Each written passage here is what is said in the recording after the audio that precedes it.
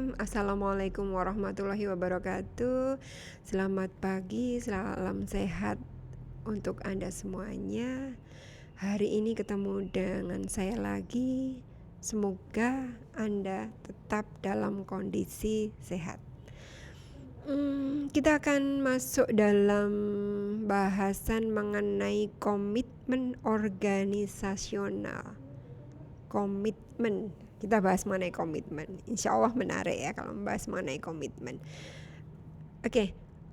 Komitmen organisasional itu merupakan suatu rasa identifikasi, keterlibatan, dan kesetiaan yang diekspresikan oleh pegawai terhadap organisasinya. Jadi rasa identifikasi, keterlibatan, dan kesetiaan yang diekspresikan oleh pegawai terhadap organisasinya. Komitmen organisasi ini mempengaruhi apakah seorang pegawai tetap bertahan menjadi anggota organisasi atau meninggalkan organisasi, dapat karena terpaksa atau karena sukarela. Jadi yang namanya komitmen organisasi itu tadi kan ada rasa identifikasi, keterlibatan, kesetiaan. Nah, ini mempengaruhi apakah karyawan itu tetap bertahan di situ atau dia meninggalkan, bertahannya atau meninggalkannya dengan cara terpaksa atau sukarela. Itu yang namanya komitmen organisasional. Keberhasilan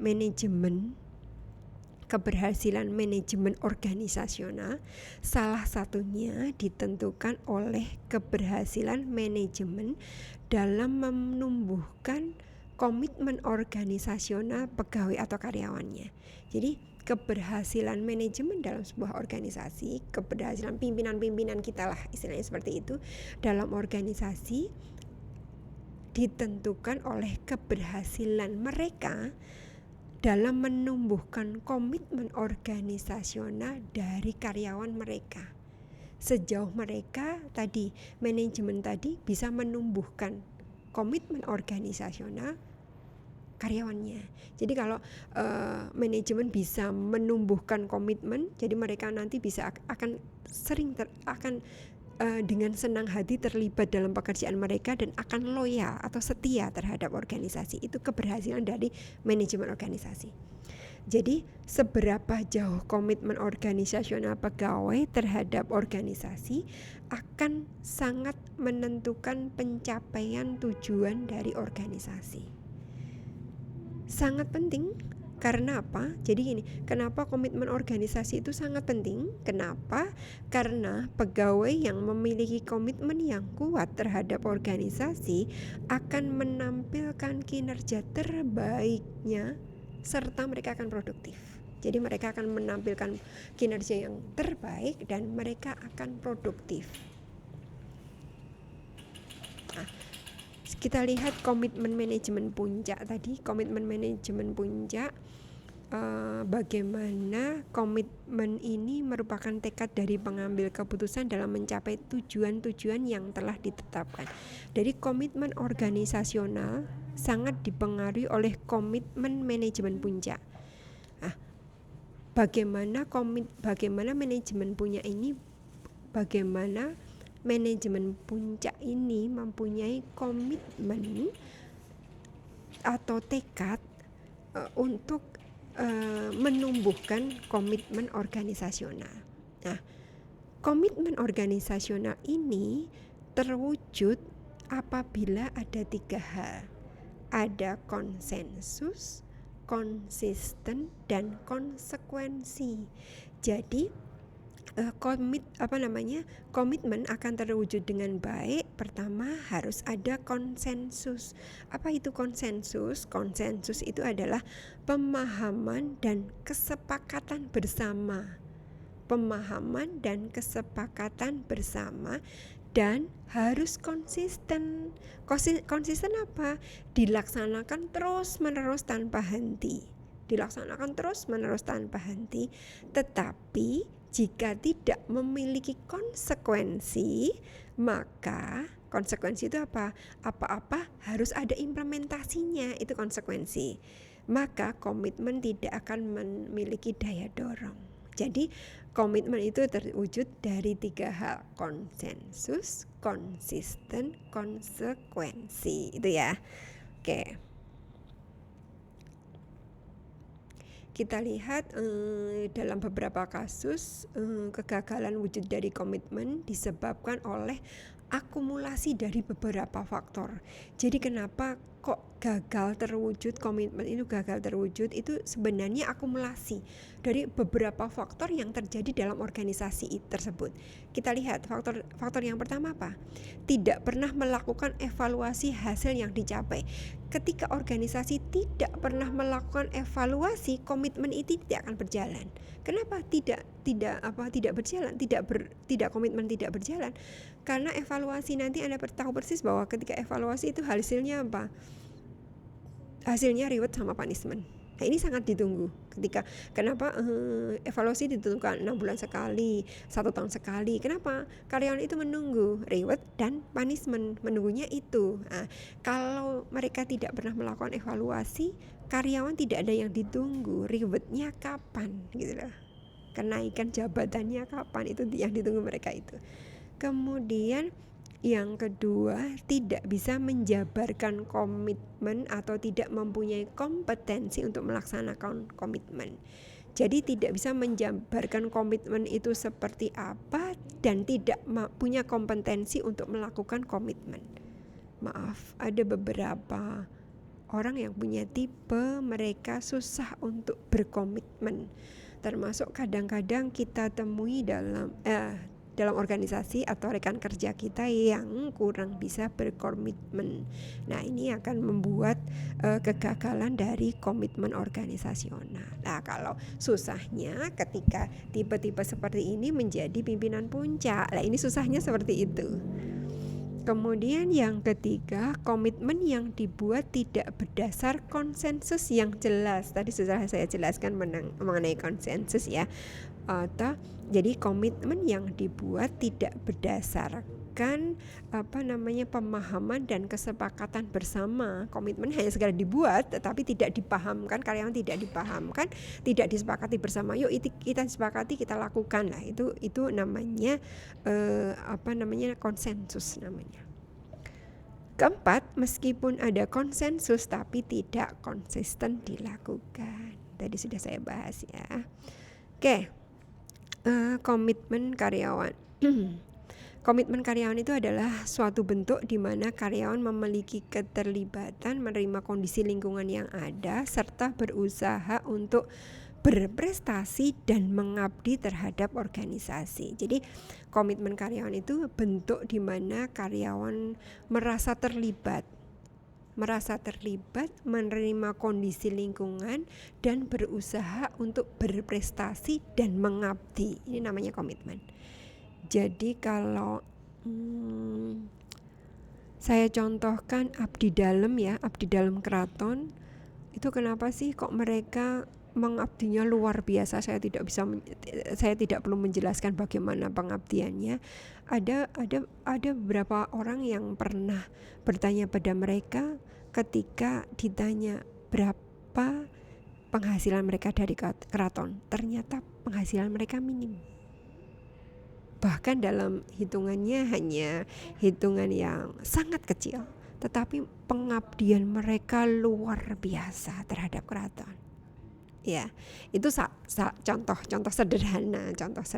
Jadi itu yang namanya dinamakan komitmen. Komitmen karyawan sangat dipengaruhi oleh kepemimpinan dan sebuah kebijakan yang ditetapkan. Jadi komitmen dipengaruhi oleh kepemimpinan dan kebijakan yang dibuat. Sekarang saya bahas mengenai dimensi komitmen. Dimensi komitmen ada 4. Yang pertama adalah faktor logis. Faktor logis ini gini, kita kalau bahas gini, karyawan kenapa masih bertahan dalam organisasi itu? Itu ada karena adanya pertimbangan logis. Mereka kenapa masih ada di situ, masih mengabdi tadi, masih ingin berprestasi? Karena pertimbangan logis. Pertimbangan logis itu misalnya apa? Jabatan yang dia dapat, kemudian penghasilan yang dia peroleh, jabatan seperti apa, penghasilan seperti apa. Ini adalah faktor logis. Mereka berpikir kalau saya pindah, mungkin nggak di tempat lain dapat jabatan seperti itu, mungkin nggak penghasilan saya seperti itu. Itu adalah pertimbangan logis ketika mereka berkomitmen. Yang ketiga adalah kesulitan mencari pekerjaan baru. Ini kan kadang-kadang kalau orang berpikir cari pekerjaan baru susah, apalagi sekarang pengangguran makin banyak, industri banyak yang bermasalah dan sebagainya. Ini adalah pertimbangan yang logis kenapa mereka mereka berkomitmen terhadap organisasi. Faktor yang kedua adalah faktor lingkungan. Faktor lingkungan. Karyawan memiliki komitmen terhadap organisasi karena lingkungan yang menyenangkan, terus merasa dihargai di lingkungan itu, terus kemudian memiliki peluang untuk berinovasi. Jadi dimensi yang kedua dalam komitmen adalah faktor lingkungan. Jadi kalau orang bekerja, lingkungan itu sudah menyenangkan, dia merasa di situ diterima dengan baik, terus kemudian mereka di situ ada harapan untuk berinovasi, di situ dihargai pekerjaan mereka dan sebagainya. Ini adalah faktor lingkungan. Mereka kalau sudah nyaman, bahasa saya, kalau orang sudah nyaman bekerja di tempat itu, mereka enggan untuk berpindah di tempat yang lain. Terus kemudian juga dilibatkan dalam pencapaian organisasi. Ada banyak orang yang mereka sangat senang ketika mereka bekerja dan dilibatkan dalam pencapaian organisasi. Itu mereka sangat senang, bangga. Dan kenapa? Karena mereka merasa mohon maaf saya bahasakan, dimanusiakan dalam organisasi itu. Ini adalah faktor yang membuat orang-orang atau karyawan berkomitmen terhadap organisasi. Kemudian dimensi yang ketiga adalah faktor harapan. Faktor harapan ini karyawan memiliki kesempatan untuk berkarir dan posisi yang lebih tinggi melalui sistem terbuka dan transparan. Jadi ada harapan ketika saya bertahan di tempat itu, karir saya bisa saya perhitungkan. Jadi saya bisa memperhitungkan kira-kira kalau di organisasi itu saya 2 tahun saya ada kenaikan jabatan dan sebagainya. Jadi ada harapan-harapan yang pasti ada di situ. Jadi organisasi itu punya aturan yang pasti yang membuat harapan karyawan itu pasti terpenuhi. Itu adalah dimensi komitmen. Ada dimensi komitmen seperti itu di dalam organisasi. Paham maksud saya ya? Oke. Faktor yang keempat adalah faktor ikatan emosional. Nah, karyawan merasa ada ikatan emosional yang tinggi, misalnya ada suasana kekeluargaan di situ. Ada suasana kekeluargaan, saling membantu, saling memperhatikan, saling kalau ada kesulitan dilakukan bersama, kalau ada masalah diselesaikan bersama, ada rasa kekeluargaan di situ. Kemudian organisasi juga memberikan jasa yang adil bagi mereka, atau memang benar-benar memiliki hubungan kekeluargaan di sana. Ini adalah faktor ikatan emosional. Jadi ini adalah dimensi komitmen yang keempat. Kita lanjut ke prinsip komitmen organisasi. Prinsip komitmen organisasi yang pertama adalah memelihara atau meningkatkan harga diri. Kemudian yang kedua memberikan tanggapan dan empati. Ketiga adalah meminta bantuan dan mendorong keterlibatan. Ini adalah prinsip-prinsip komitmen organisasi. Kemudian yang keempat mengungkapkan pikiran, perasaan dan rasional. Kelima memberikan dukungan tanpa mengambil alih tanggung jawab. Ini adalah prinsip dari komitmen organisasi. Saya lanjut ke sini mengenai komponen sikap dan kehendak.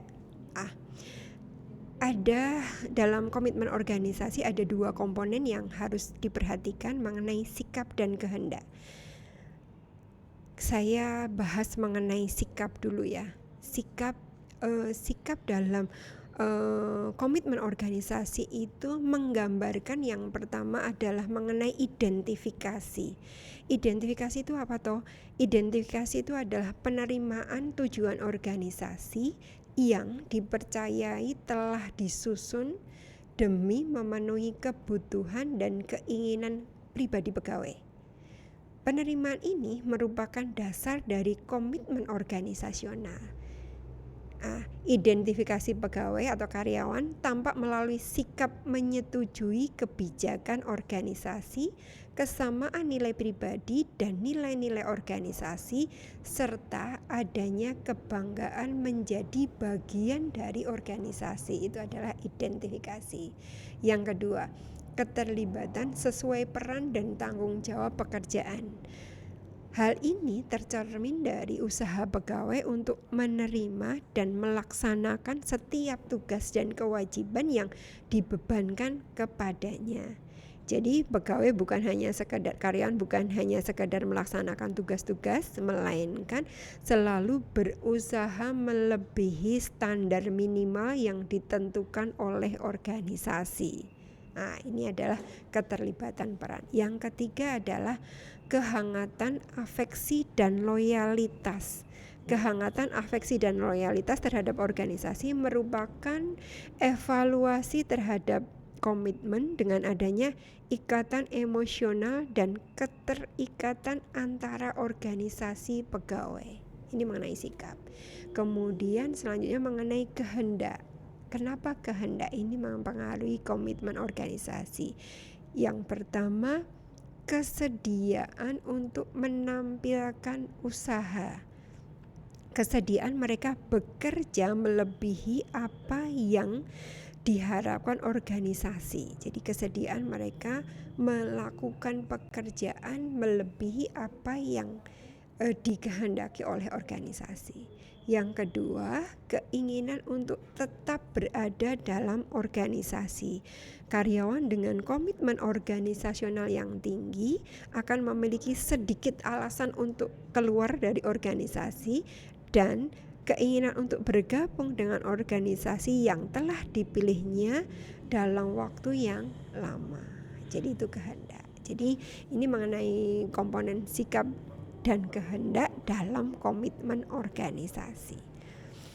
Kemudian kita lihat apa sih dampak dari komitmen organisasi. Kita lihat ditinjau dari sudut organisasi. Kalau komitmen rendah, turnover terjadi, tingginya absensi, sering bolos, mangkir, meningkatnya kelambanan kerja, orang bekerja akan lebih lambat, rendahnya kualitas kerja, dan berkurangnya loyalitas organisasi.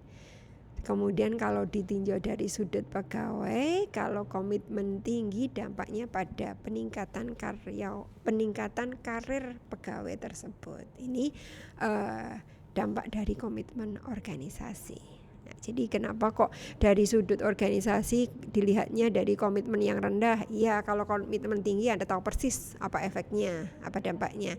Kalau ditinjau dari sudut pegawai, kenapa yang saya bahas mengenai komitmen yang tinggi, komitmen yang rendah, tentu tahu persis apa yang mereka lakukan. Oke, komitmen organisasi ada komitmen afektif, normatif, dan kontinu. Apa itu komitmen afektif? Sedikit kita bahas mengenai komitmen afektif. Komitmen afektif itu adalah keinginan pegawai untuk tetap menjadi bagian dari organisasi dengan pertimbangan jika ia keluar maka ia akan menghadapi resiko kerugian. Jadi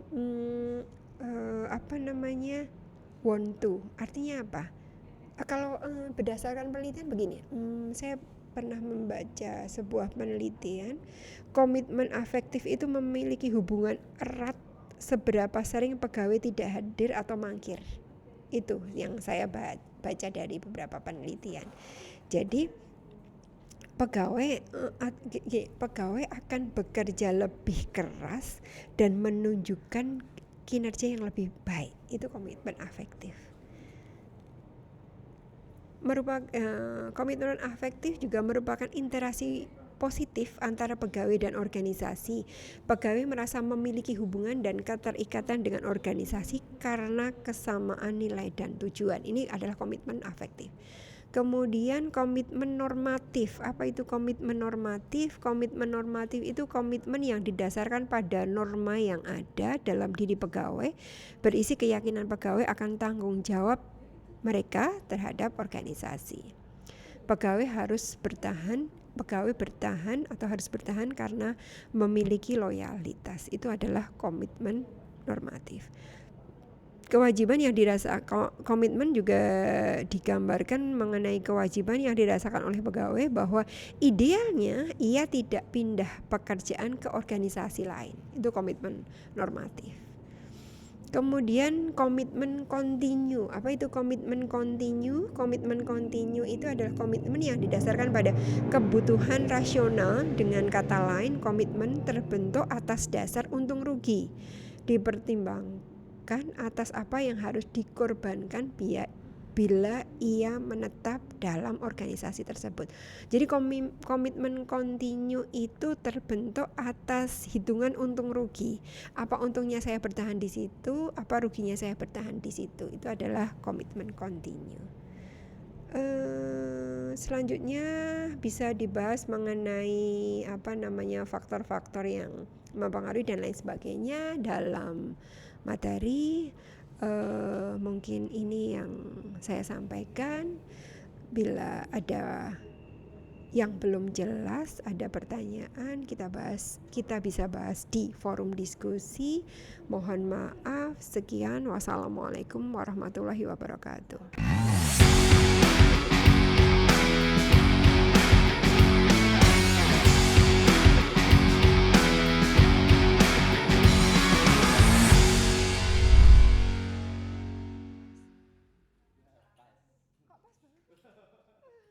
Pas banget loh Bu, pas banget aku